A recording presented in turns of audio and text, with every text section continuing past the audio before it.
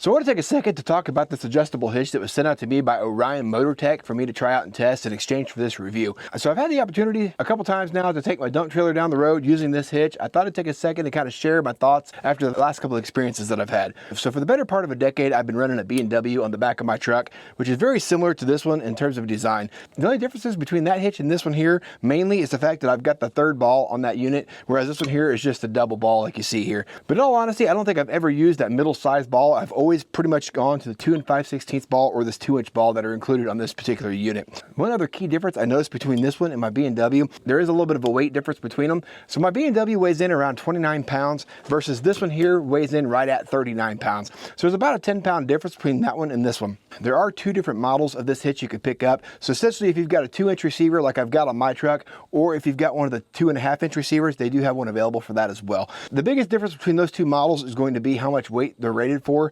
Essentially on your 2 5/16 ball, you're rated for 15,000 pounds on this 2-inch receiver. If you step up to the 2.5-inch receiver, if you've got that availability to you, that does bump you up to a 20,000 pound rating on that particular hitch. Now keep in mind that when you turn this over to the 2-inch ball, you're only rated for 8,000 pounds on that ball itself. But the nice thing about that is it's actually written here on the ball as well. As far as the adjustable part of this unit goes, I did do a little bit of research on this because I wanted to make sure I told you guys the right information.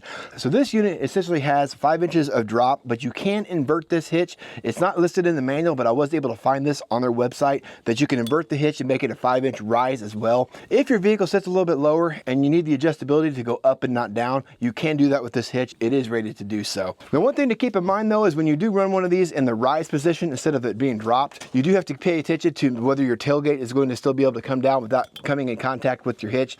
This also does apply to your SUVs like a Tahoe or Suburban, where essentially if this hitch is inverted, and I'll show you an example of that on the screen, I cannot actually open the hatch on my Tahoe when this is in the inverted position. So just take care if you're running it that way to make sure you're not going to come in contact with your vehicle and cause any unnecessary damage. Something else that's really cool about this unit is what they actually include with this hitch that doesn't come with a lot of the other brands that I've seen on the market. So essentially, when you get this out of the box, which is very nicely packed by the way, you do get 4 of these little spacers right here. Now these are basically like a rubber silicone, and essentially all these are really there for is you could put these on your hitch tube like so, and if there's any kind of gap between your receiver and this hitch itself, these are meant to act as a buffer and kind of eliminate some of that rattle that you might have going down the road. Now a truck like mine, it's old, it's rattly, it's a diesel truck. I don't really worry about the rattle, so to speak, because I really couldn't hear it anyways, but a lot of these newer vehicles are super quiet, so that might be something you want to take advantage of, and they do include it with this kit. The next thing they also include with this was the locking trailer pin. So essentially you get 3 keys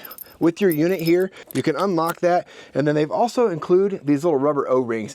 Now these little O-rings go basically on each side of the pin like you see here, and essentially that's also to eliminate any kind of rattling that this pin might do going down the road. So utilize all those, and what I found so far is that if I take the hitch on and off my truck, I just put the O-rings back on there like this until I'm ready to use it again.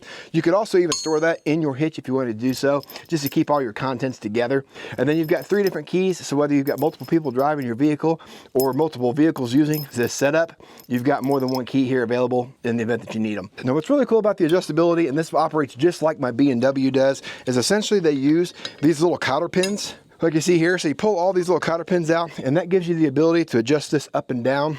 And that way you can find the desired setting that you need based on your truck and the height that it sits off the ground. I will typically run this in the highest position on my truck in most cases, and then on my wife's Tahoe, if I'm towing with it, I would probably have to actually invert this up to get it at the proper height so my trailer looks right going down the road. Now a little pro tip for you, if you've never used one of these adjustable hitches before, especially if you're leaving this in your vehicle full time and you're not taking it out when it's not in use, you'll want to coat these pins in like a white lithium grease. That'll kind of help them keep from rusting and seizing. But what's really nice about this versus like my B&W is instead of it being a hole that's a full hole, this is actually just a slot that this pin sits in. So there's really no way for this pin to seize in the hole like my B&W has done on me so many times before. So that's pretty nice. And then as far as flipping your ball over, same concept. You take out your cotter pin and pull your pin out, and you can just basically rotate that ball around to the other position. What's also really nice though is they include a hole so you can rotate this 90 degrees and essentially use this as a step as well and have the balls basically facing horizontally. So it gives you several different configurations you can put this in. If you do decide to store this on your truck full time, instead of it being a shin buster, you can flip this all the way back 180,